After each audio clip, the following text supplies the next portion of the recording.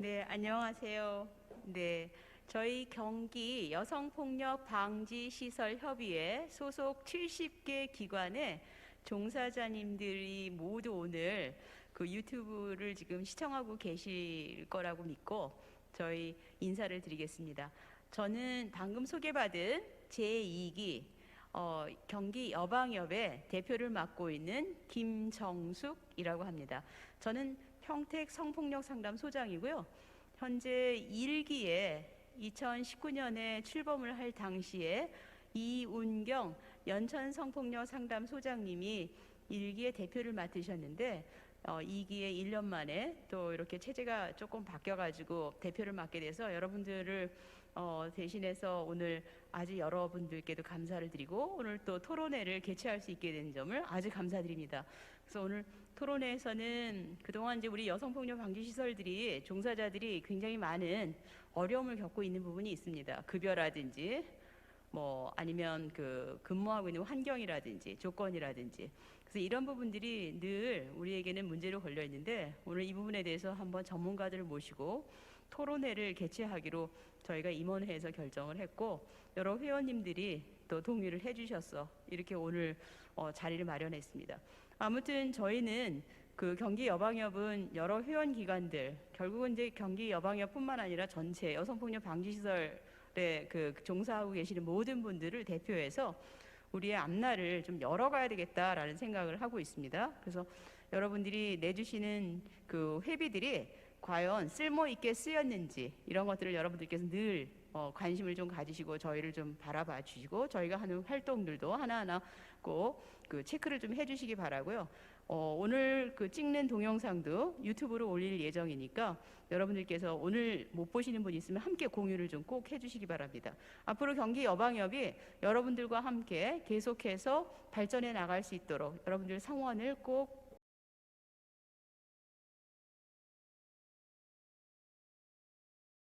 즉 피해자 중심으로 가야 된다 하는 것.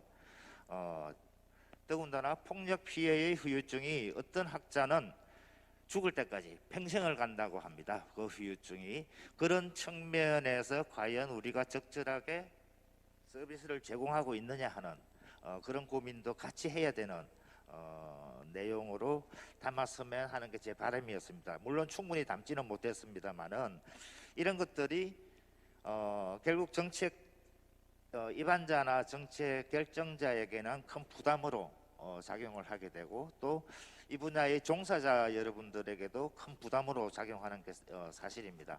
그렇지만은 모든 게 수요자 중심의 정책이어야 된다 하는 측면에서는 타파해 나가야 될 점이 아닌가, 그런 측면에서 무엇을 어떻게 할 건가 하는 걸 제가 제시하는 걸로 내용을 담았습니다. 크게 세 분야로 했는데요. 여성폭력 방지 시설의 그간 성과와 과제를 간략히 살펴보고요. 다음에 시설 발전 방향 설정을 위한 논의를 주로 법적 그리고 지금 팩트 중심으로 해서 살펴봤습니다. 그 팩트 중심으로 한 거는 이런 방향을 제시를 할 때는 반드시 설득력이 있어야 됩니다. 소위 말하는 모 회사 같은 경우 평균 연봉이 거의 1억에 가까우면서도 지금도 노조에서는 월급을 올려달라 그럽니다. 어느 누구한테 물어봐도 급여를 올려달라, 근로조건을 개선해달라고 이야기를 합니다. 근데 올려달라고 할 때 설득력이 있어야 돼요. 과연 올려줘야 되느냐 하는 부분을 정책 결정자들이 고민을 할 수 있도록 그런 내용이 있어야 되는데 이제 그런 부분을 좀 논의를 하는 거고요. 다음에 이제 시설 운영 발전 방향을 제시를 하는 겁니다. 성과와 과제를 간단히 본다면은 성과는 사회적 인식 개선, 대응 시스템 구축에 크게 기여를 했다 하는 거고요. 그다음에 피해자의 보호 및 치료와 재발 방지에 큰 기여를 해온 게 사실입니다. 그런 성과가 최근에도 나타나고 있죠. 미투 운동이라든지 전 세계적으로 나타나고 있습니다. 물론 전 세계적으로 여성에 대한 차별, 폭력에서뿐만 아니라 전반적인 여성에 대한 차별이 전 세계적으로 보면은 아주 잘 산다는 저 북유럽 국가도 한 80%, 남성의 80% 정도 급여를 받고 있는 걸로 되고 있고, 가령 미국 같은 경우는 한 70% 정도, 우리나라는 60% 전후에서 왔다 갔다 하는 걸로 이제 전 세계적인 여성에 대한 차별은 있습니다만은, 특히 이제 폭력과 관련돼서는 굉장히 심각하게 대두되고 있죠. 특히 이제 저개발 국가, 또 6.25 중심의 국가, 이런 나라에서는 여성 폭력에 많이 제도적으로뿐만 아니라 정책적으로도 많이 취약한 게 사실입니다. 이런 부분들이 이제 지금 빠른 속도로 개선되고 있는 게 결국 여폭 시설의 노력 결과가 아닌가 하고 판단을 하고 있습니다. 그럼에도 불구하고 여폭 시설의 과제는 시대 변화에 보다 능동적, 적극적으로 대응하기엔 한계가 있다 하는 거고요. 그다음에 타 복지 영역 대비 상대적으로 뒤떨어진 제도적 뒷받침 및 지원이 이루어지고 있다 하는 점입니다. 그 부분에 대해서는 조금 이따 더 자세히 이 과제를 해결하기 위한 방안으로서 제가 제시를 하도록 하겠습니다. 그다음에 큰 주제 두 번째, 설정을 위한 논의입니다. 조금 마스크를 내리겠습니다. 숨이 가빴어요.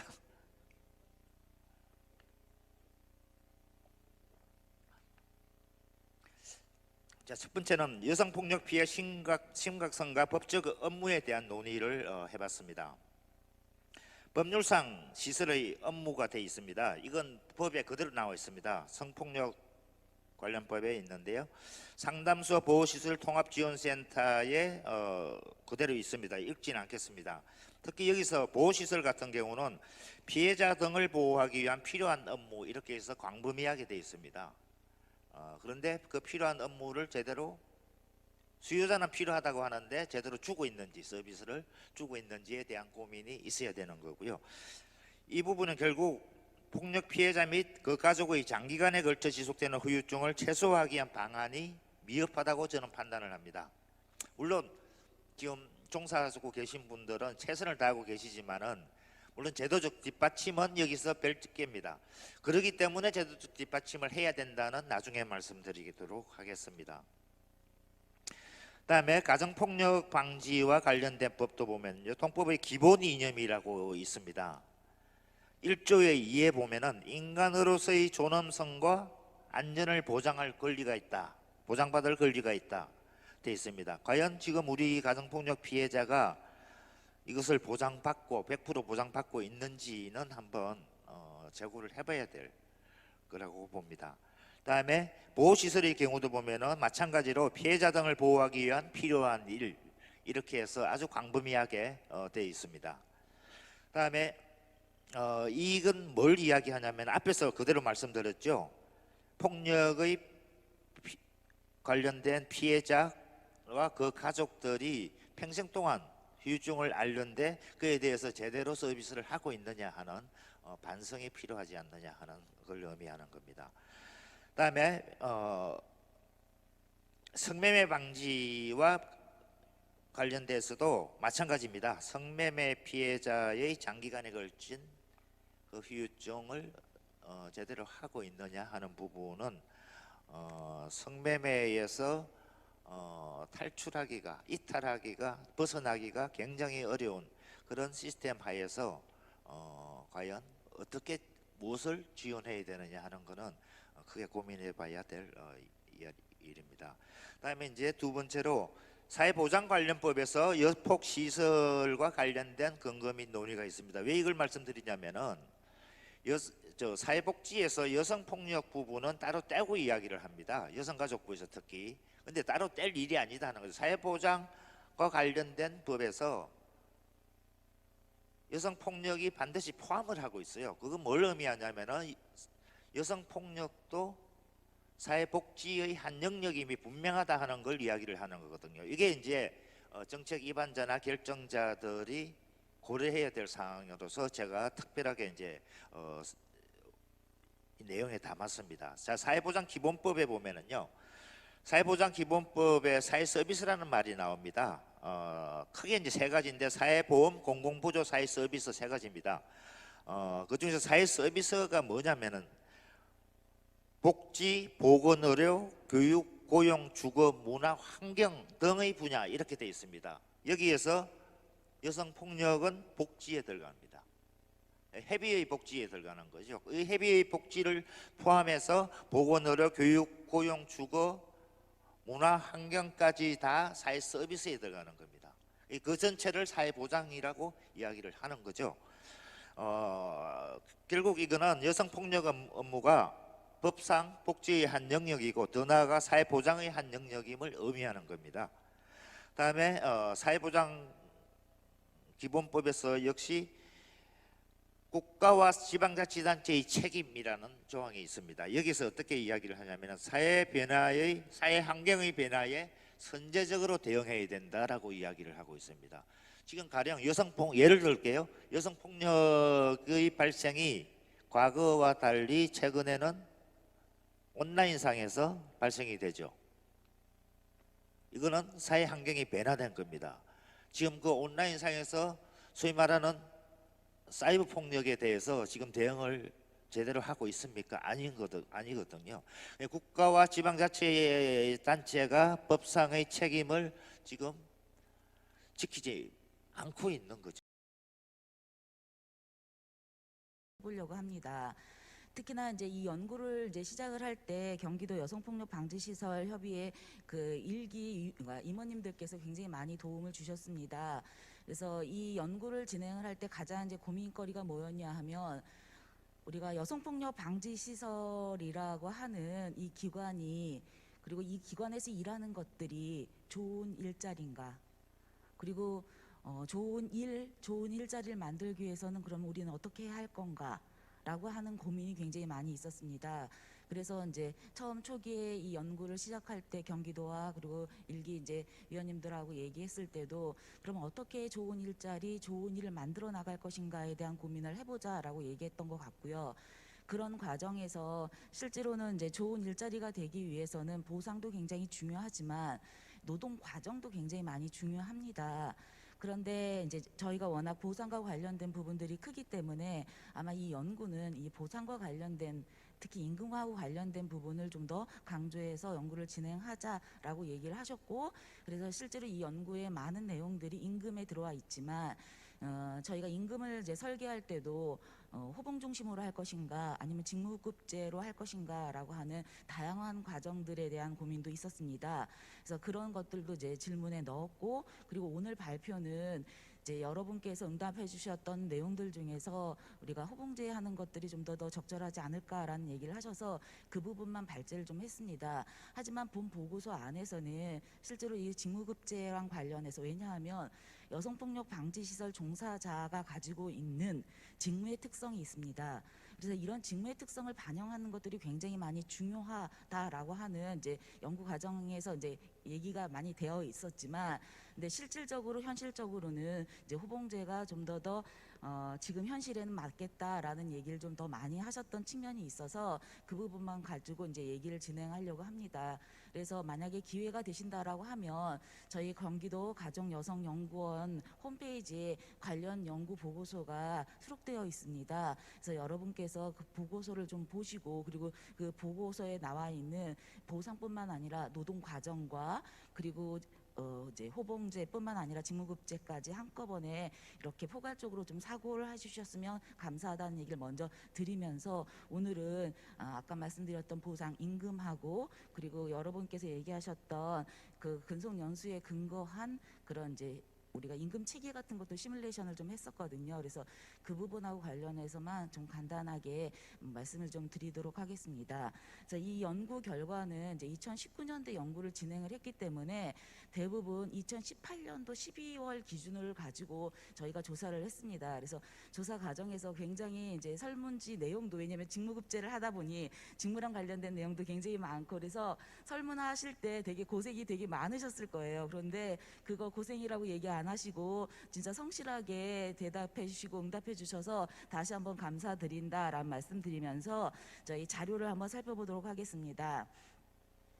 그러면 이제 여성폭력 방지 시설이라는 게 뭔가 종사자 처우를 하려고 하면 이선 여성폭력 방지 시설의 정의가 좀 있어야 할 것 같습니다. 그래서 여성폭력 방지 시설이라는 것은 사회복지법 제2조에 따라서 사회복지 사업을 행할 목적으로 설치된 시설이면서 여성가족부의 여성권익증진사업 운영 지침에 제시하고 있는 사회복지시설 중 여성폭력 피해자 보호 및 지원을 제공하는 시설을 의미합니다.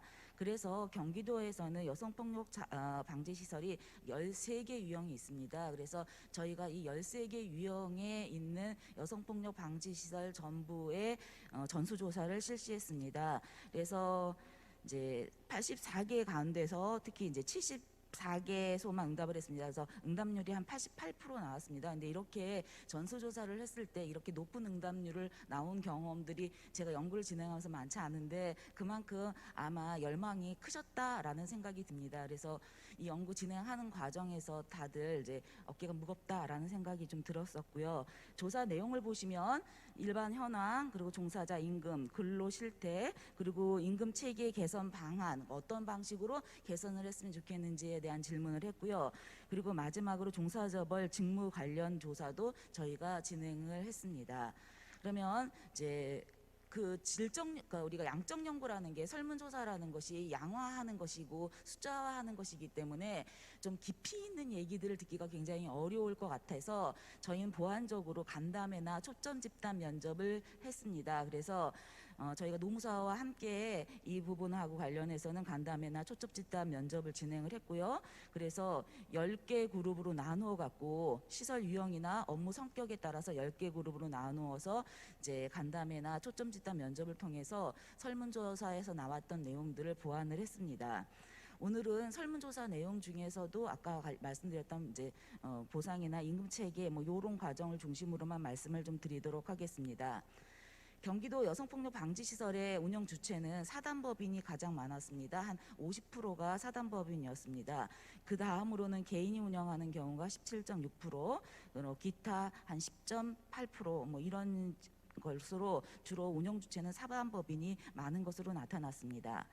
그리고 경기도 여성폭력 방지시설 종사자 현황을 보면 1인에서 4인 시설인 경우가 49세소로 66.2% 가장 많았고요. 5인에서 9인 시설은 19개소, 그래서 25.7%, 그리고 10인 이상 시설은 6개소로서 8.1%로 나타났습니다. 그래서 대부분의 시설이 4인 이하의 종사자를 고용하는 시설이었습니다. 그리고 종사자의 정원을 채우지 못하고 있는 기관도 5개나 되었습니다. 이와 관련해서는 뒤에 임금하고 관련해서 얘기할 때 좀 더 구체적으로 말씀을 좀 드리도록 하겠습니다. 그리고 종사자의 연령대를 살펴보면 50대가 39.2%로 가장 많았고 그 다음에 40대, 30대, 20대 순으로 나타났습니다. 그래서 종사자의 대부분은 40대와 50대가 중심이 돼서 종사를 하고 있는 것으로 나타났습니다. 다음으로는 임금 기준하고 예산하고 관련해서 말씀을 좀 드리도록 하겠습니다. 그러면 여성폭력 방지 시설의 종사자들은 어떤 임금 기준을 가지고 임금을 받고 있을까라고 봤더니 대부분 보건복지부 가이드라인을 따르는 기관이 굉장히 많았습니다. 그래서 보건복지부 가이드라인을 따르는 기관이 23.8%로 가장 많았고 그 다음에는 시설 자체 기준이 19.0%, 그 다음에 시군에서 이제 사회복지 종사자 가이드라인이 나오는 경우가 있고 뭐 그렇지 않은 경우가 있습니다. 그래서 그런 경우에는 뭐 임금표 없이도 임금을 주는 경우도 있었습니다. 그리고 이제 우리가 그러니까 보건복지 가이드라인을 따르는 기관들 중에서도 당해년도 기준을 따르는 기관은 55.6%, 그리고 그 외에 이제 그 이전 기준을 가지고 임금을 지급하는 경우도 굉장히 많이 있었습니다. 그래서 보건복지부 기준을 따르려면 당해년도 보건복지 기준을 따르면 되지 왜 이렇게 그 전년도를 따르는 것도 굉장히 많았고, 그리고 실제로는 직급 매칭도 할 수 없어서 낮은 직급으로 낮춰서 이제 얘기하는 경우들이 굉장히 많았습니다. 이제 이 이유는 뭐냐 하면 여성폭력 방지 시설 같은 경우에 시설마다 이제 실제로는 재원들이 굉장히 많이 부족하기 때문에 그 재원을 구축하는 과정에서 이런 문제가 나타났습니다. 그래서 지금 이제 이 기준으로 보시면 이제 여러 가지 시사점이 있지만 똑같은 여성폭력 방지 시설에 종사함에도 불구하고 실제로는 어떤 시설에 근무하느냐에 따라서 임금적인 차이가 많이 나타난다라는 것들을 알 수 있었습니다. 그래서 우리가 동일노동 동일임금이라는 가장 기본적인 원칙에 이제 어긋나는 이제 부분들이겠죠. 그 다음에 저희가 이제 1호봉, 그러니까 입사 시 1호봉은 이제 평균 임금을 조사를 했습니다. 그래서 시설 첫 입사 시 1호봉 평균 임금을 살펴봤더니 저희가 이제 해바라기 세타랑 같이 들어와 있기 때문에 임상 심리 전문가가 평균 임금이 가장 높았고요. 그럼 여기서 우리가 뭐 제일 중요한 게 상담원인 것 같습니다. 그래서 상담원 임금이 얼마나 되나 보면 한 160만 원 정도로 굉장히 열악한 수준이라는 것을 다시 한번 확인할 수 있었습니다. 그리고 여성폭력 방지 시설의 기본급여의 임금 기준은 주로 기관의 근속 연수를 기준으로 하는 경우가 굉장히 많았고, 그 다음으로는 경력이나 직무, 그리고 입사 시에 기관장이 임의로 결정하는 경우들이 있었습니다. 그래서 이런 것들은 굉장히 커다란 문제인 것 같습니다. 그리고 이제 그 외에 그럼 임금 이외에 수당을 받는 것이 있냐라고 얘기했을 때 대부분 수당이 거의 없는 것으로 알 수 있었고요. 주로 명절 수당 정도, 그것도 아주 약소한 수준이었습니다. 또한 이제 시간의 근무와 같은 경우에는 당연한 것들이잖아요, 법적인 건데. 그래서 근데 그럼에도 불구하고 수당 지급하지 않는다고 하는 경우들이 굉장히 많이 있었고, 주로 이제 수당 대신에 휴가를 대체하는 경우가 굉장히 많이 있었습니다. 다음으로는 그 초임원봉을 획정하는 방식입니다. 그래서 어떻게 초임임금을 획정하는가라는 이제 질문에는 실제로는 이제 초임 호봉 1호봉으로 시작하는 경우가 되게 많다. 그러니까 그 전에 경력을 생각하지 않고 그냥 시설에 들어왔을 때 그냥 1호봉을 받는 그런 경우들이 굉장히 많이 있어서 경력을 상정하지 못하는 경우들이 많이 있었습니다.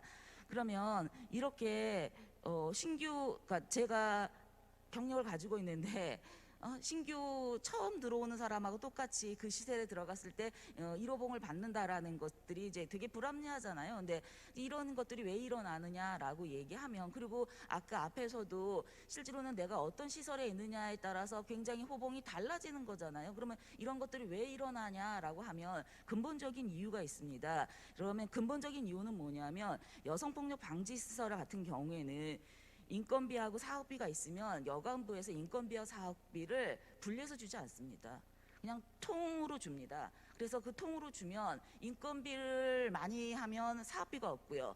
사업비를 많이 이제 저희가 포션을 가지고 열심히 사업을 하려고 하면 인건비가 없는 겁니다. 그러니까 결국은 이제 이런 가장 문제는 결국은 이렇게 인건비하고 사업비를 분리하지 않고 그냥 통으로 지급하는 이런 문제들이 우선은 선결적으로 좀 해결이 돼야 되지 않을까라는 생각이 듭니다. 제가 이제 30분까지 저한테 시간을 주셨는데 제가 이제 얘기를 좀 천천히 하다 보니 시간을 많이 이제 할애한 것 같습니다. 그래서 몇 가지 중요한 내용들만 말씀을 좀 드리겠습니다. 그러면 승진이 있냐?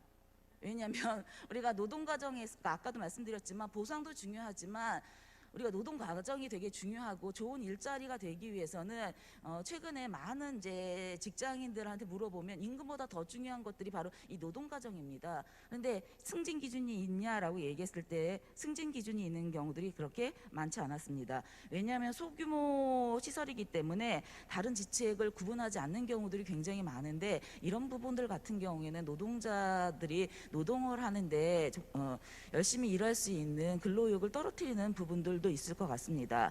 그 다음에 복리후생이나 연차 처리 방식과 관련해서도 굉장히 문제가 있었고요. 그리고 야간이나 휴일 프로그램을 운영함에도 불구하고 이와 관련된 그런 보상이나 이런 부분들도 굉장히 부족한 부분이 있었습니다. 특히나 이제 저희가 해바라기 센터라던가 생활시설 같은 경우에 조사를 했을 때 이 야간 근무랑 관련해서 커다란 문제들이 굉장히 많이 있었습니다.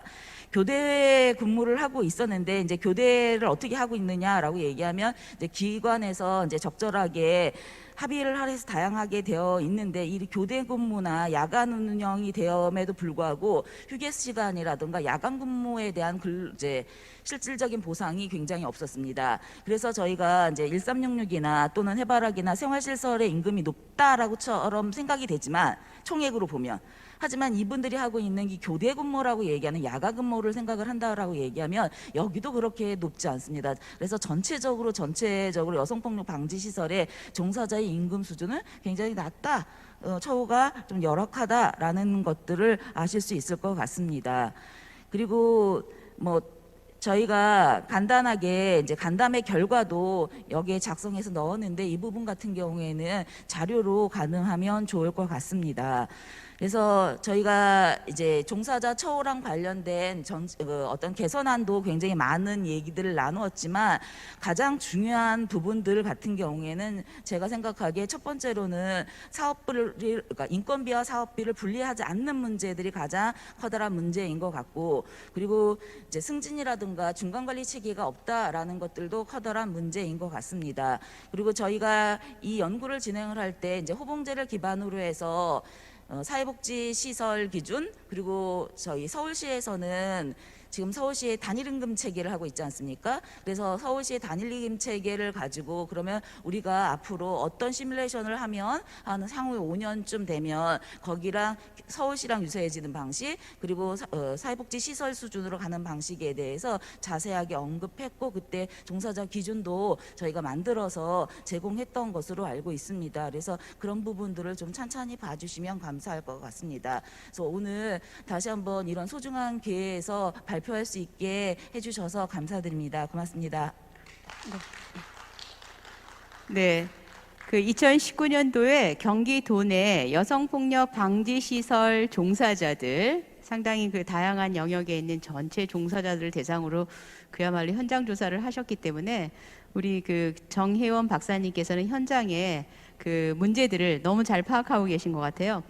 기본적으로 여성폭력 방지 시설들의 근거법이 조금 아까 김승건 박사님께서 말씀해 주신 대로 사회보장기본법, 또 그 안에 있는 하위법인 사회사업법인가요? 네. 사회복지사업법하고요.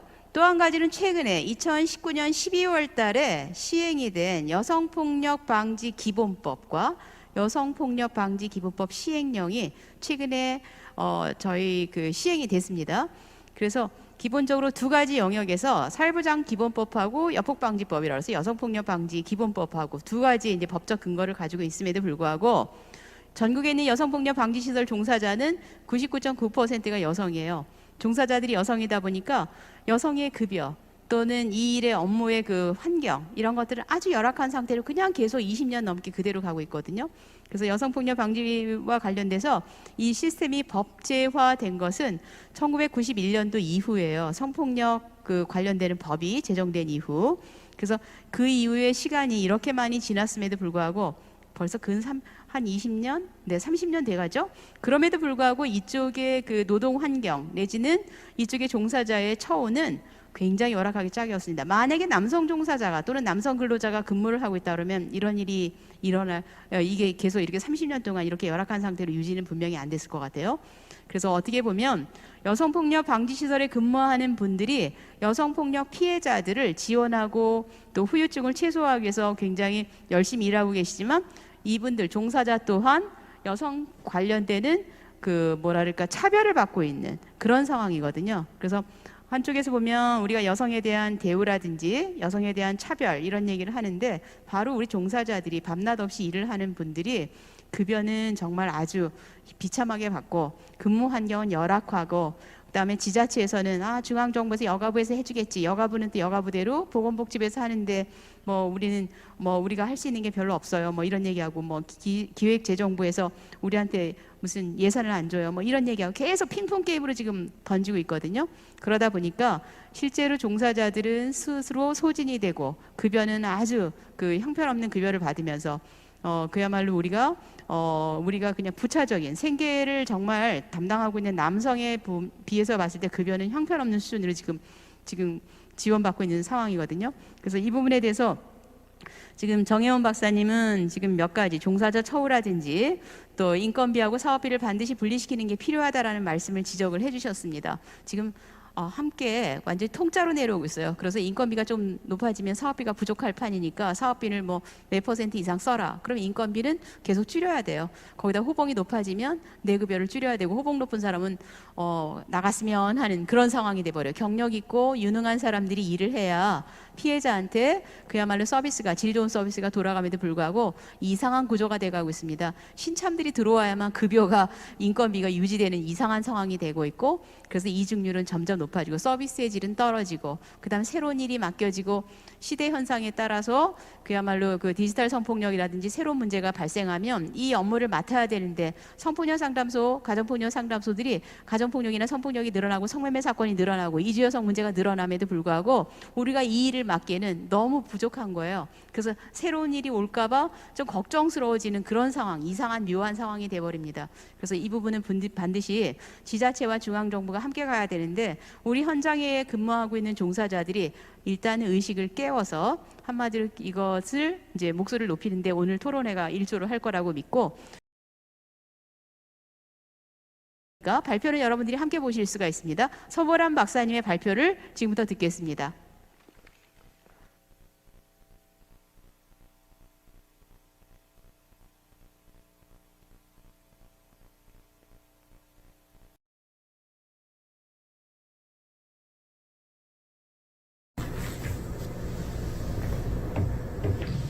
네, 안녕하세요. 저는 평택복지재단 기획연구실장 서보람입니다. 제가 오늘 발표할 발표는 지방자치단체 여성폭력방지시설 운영 및 종사자 처우 개선을 위한 제언입니다.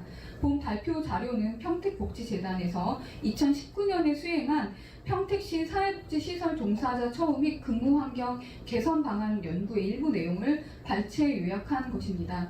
평택시에 있는 여성폭력 방지 시설이 포함이 되어 있기 때문에 이 부분을 중심으로 발표를 진행하겠습니다.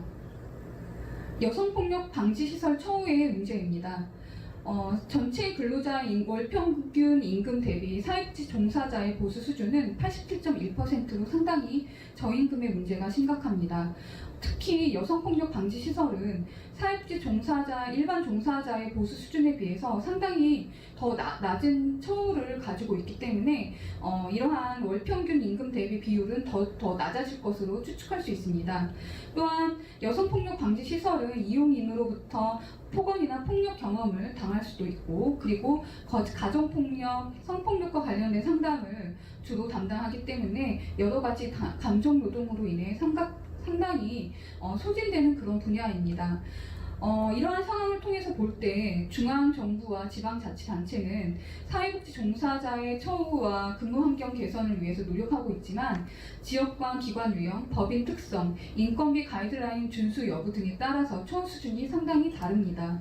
특히 성폭력, 가정폭력 등 여성 피해 발생률 증가로 인해서 여성복지 서비스 수요가 늘어나고 있지만 관련 시설 종사자 처우는 타 사회복지 시설 종사자에 비해 상당히 열악한 실정입니다.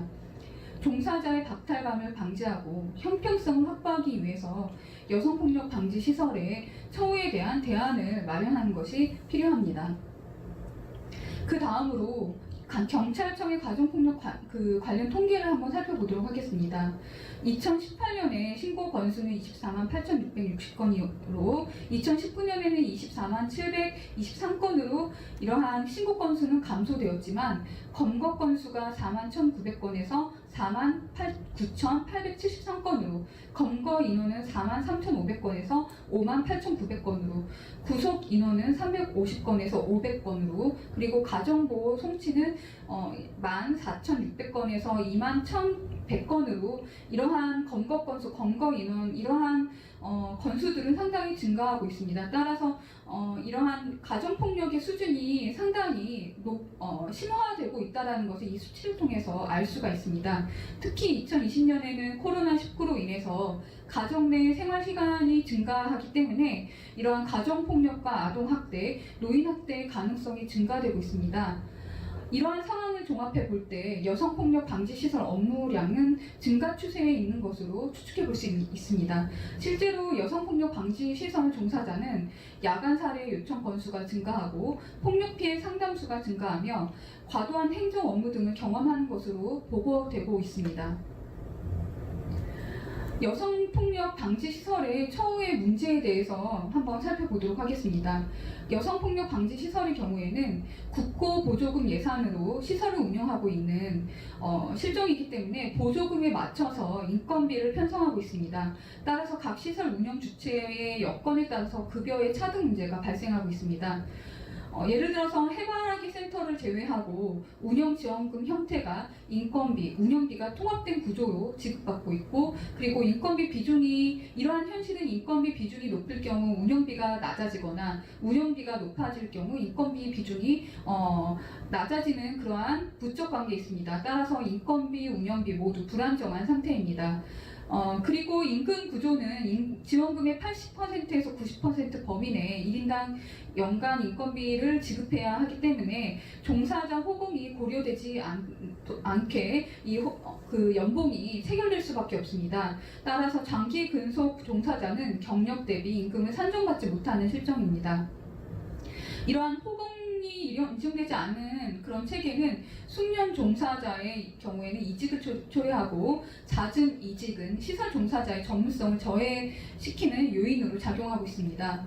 그리고 여성 권익 시설의 국고 보조금은 시설별로 다르게 편성되고 있고, 근무 형태가 같고 동일한 복지 서비스를 제공함에도 불구하고 인건비 책정 국고 보조금에서 차이가 존재합니다. 또한 호봉 인정이 어렵기 때문에 여성 아동 권익 증진 사업 운영 지침 내 종사자의 최소 인건비를 제공할 수밖에 없는 실정입니다. 그 다음으로 경기도 평택시 사육지 시설 종사자 처우 관련 정책은 경기도의 경우에는 처우 개선비로 월 5만 원, 특수 근무 수당은 월 10만 원에서 25만 원을 책정되고 있는데, 근무 경력이나 업무 특성, 그리고 이용 시설이냐 생활 시설이냐에 따라서 차등 지급되고 있습니다.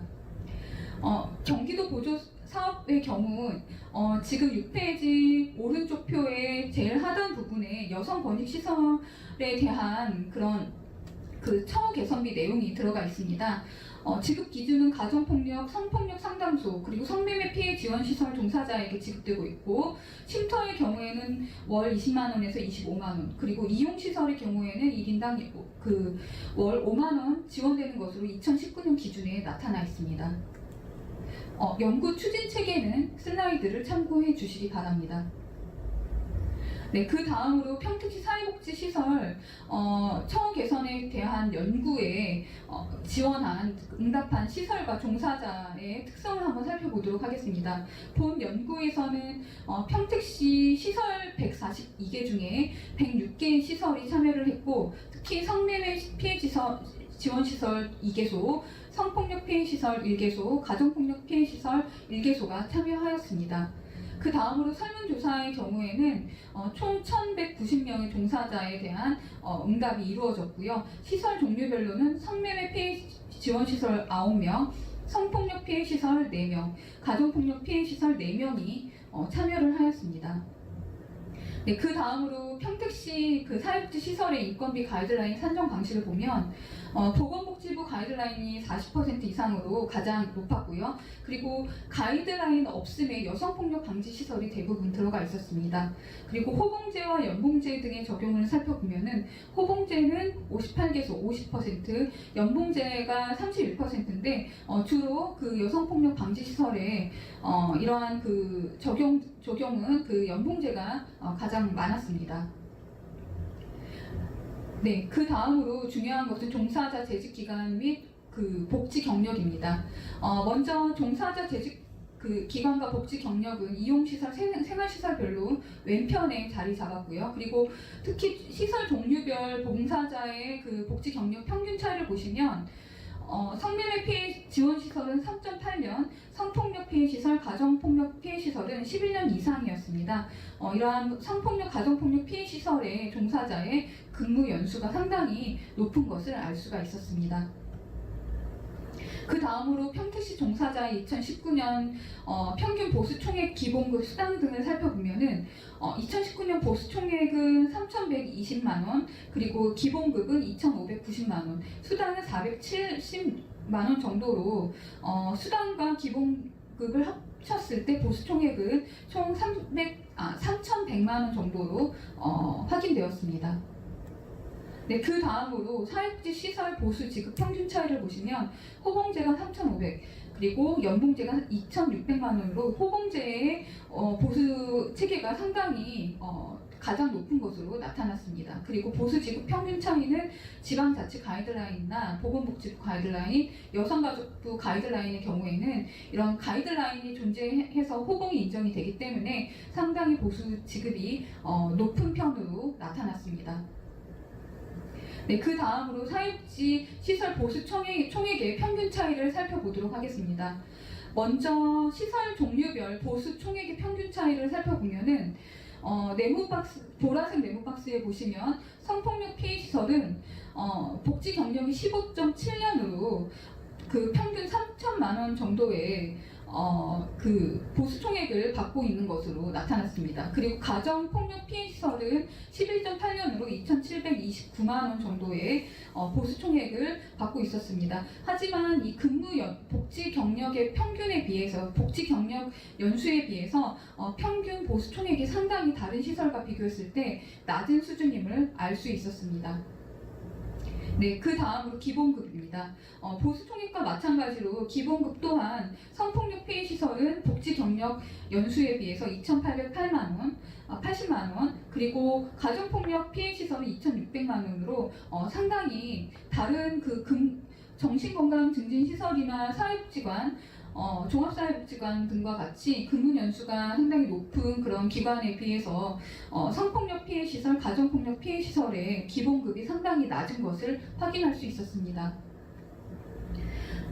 네, 그 다음으로 수당을 보시면 노인복지시설이나 아동복지시설, 장애인복지시설 등 이러한 시설들은 경기도와 평택시의 처우 개선비 이외에도 각종 법인의 수당, 그리고 시간의 근무 수당이나 야간 근로 수당 등과 같은 이런 각종 수당이 있기 때문에 수당에 대한 그 임금 보전이 상당히 높은 것을 알 수 있었습니다. 하지만 성폭력 피해 시설과 가정폭력 피해 시설은 수당 평균이 120만 원으로 경기도와 평택시의 처우 개선비 정도의 수당을 지급받는 것으로 확인되었습니다.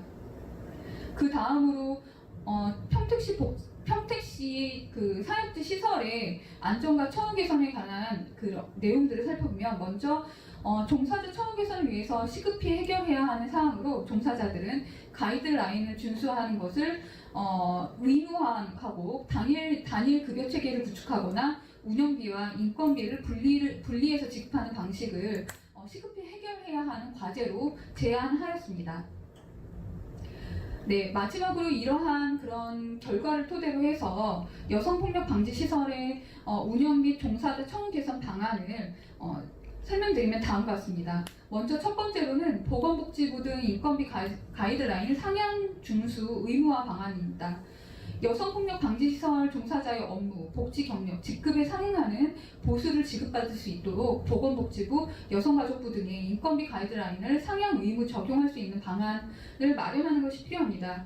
특히 여성폭력 방지시설 종사자도 사회복지사 수준으로 기본급과 복지급여를 받을 수 있도록 보건복지부 종사자 인건비 가이드라인에 편입시켜야 하는 것이 필요합니다. 따라서 이러한 그 편입이 종사자의 처우에 상당히 중요한 부분이기 때문에 반드시 사회복지사 수준으로 여성폭력 방지시설의 종사자도 그 보수를 받을 수 있도록 인건비 가이드라인 체계에 포함되는 것이 필요하다고 봅니다. 두 번째로는 수당 지급 체계 미흡 여성폭력 방지시설에 대한 종사자 수당을 지원하는 것입니다. 여성폭력 방지시설은 재정적 환경이 열악해 법적으로 규정되어 있는 법적 근로수당조차 지급하기 어렵습니다. 특히 여성폭력 방지시설은 여성폭력에 대한 상담, 법적 문제 해결에 종사하고 있기 때문에 업무 특성상 고도의 경력과 전문 지식이 필요합니다. 그리고 또 상담 시 위험한 그런 상황이 발생할 가능성이 높고 정신적 소진도 상당히 심한 편입니다. 이러한 업무 특성을 반영해서 여성가족부에서 별도 이 여성폭력 방지시설 종사자를 위한 별도 수당 지급 체계를 마련하는 것이 필요하다고 봅니다. 수당을 지급할 수 없거나 지급 수준이 낮은 여성폭력 방지시설에 수당을 보완할 수 있는 방안 마련이 시급히 필요합니다.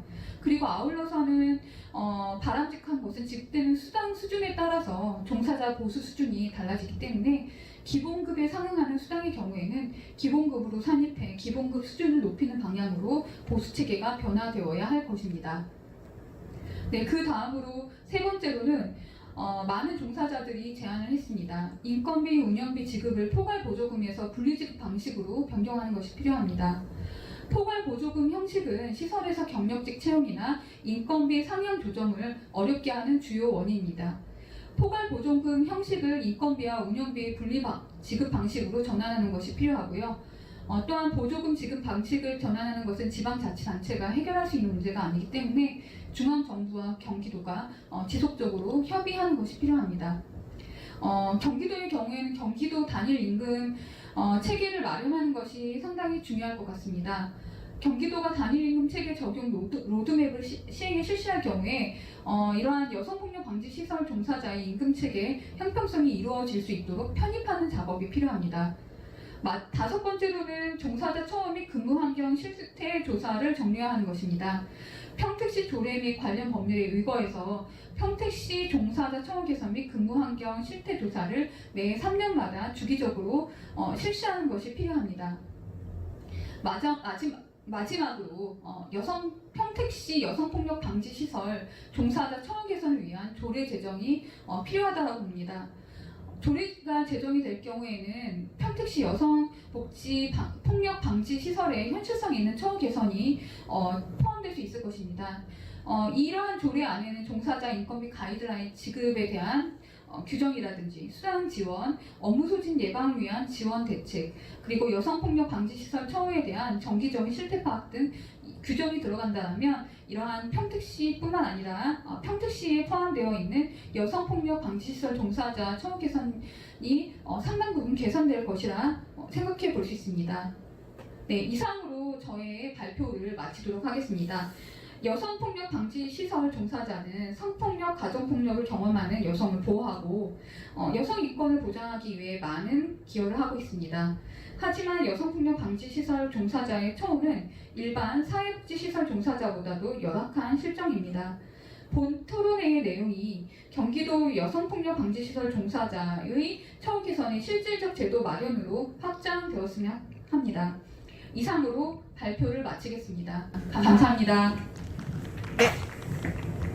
네, 저희 그 서보람 박사님께서는 경기도 평택시에 그 여성폭력 시설 2개가 있습니다. 성폭력 상담소하고 가정폭력 상담소, 그 다음에 성매매 피해자 지원 시설이 또 2군데가 있거든요. 총 4군데를 포함한 사회복지시설을 종사자들의 급여수를 조사를 하셨는데 15년 차에서 20년 차 근무하시는 성폭력 가정폭력 상담소의 근무자들의 평균 소득이 2,700에서 3,000만 원이랍니다. 일반 남성 종사자들이라면 이 급여 가지고 생계 가능하시겠어요? 전혀 불가능하시죠? 네. 그래서 지금 종사자에 대한 사회복지 분야에 저희들도 사회복지사입니다. 그래서 사회복지 분야에 근무하는 그 분들 중에서도 이 여성폭력 시설의 종사자의 급여 수준이 최악이다, 제일 열악하다라는 것들을 현장에서 직접 조사를 하신 내용을 발표를 해주셨고요. 저희는 그래서 한편으로는 여성가족부에다가 그 얘기를 합니다. 가이드라인, 임금 가이드라인 제대로 좀 제시해 주세요. 그러면 이제 사회복지 시설 종사자 급여 기준에 적당히 믹스해서 대충 알아서 하십시오. 그냥 이러고 있어요. 그래서 한편으로는 저희가 이번 기회에 사회복지사 급여 기준표에 저희 쪽에 그 성폭력 또는 가정폭력, 성매매, 또 이주여성, 또 1366 해바라기, 해바라기는 좀 해바라기 센터는 여성가족부가 임금 체계를 가이드라인을 제시를 했습니다만 다른 쪽에 그 이외의 여성폭력 종사자들은 급여 가이드라인이 따로 없어요. 그냥 인건비 올해 얼마 줄 테니까 거기서 알아서 쓰세요. 그러면 1호봉이든 10호봉이든 20호봉이든 알아서 그냥 나눠서 쓰는 걸로 되어 있거든요. 동일노동과 동일임금 규칙은 전혀 지켜지지 않고 있는 상황입니다. 여성의 그 임금 또는 여성의 그 노동에 대한 또는 여성이 하고 있는 업무에 대한 한마디로 얘기해가지고 차별이 일반 남성과 여성의 급여 차별뿐만 아니라 이쪽 영역에 대한 그 한마디로 정식으로 바라보지 않는다라는 그 뭐랄까 편견 내지는 이런 그 허망한 현실을 저희는 아주 많이 느끼고 있습니다.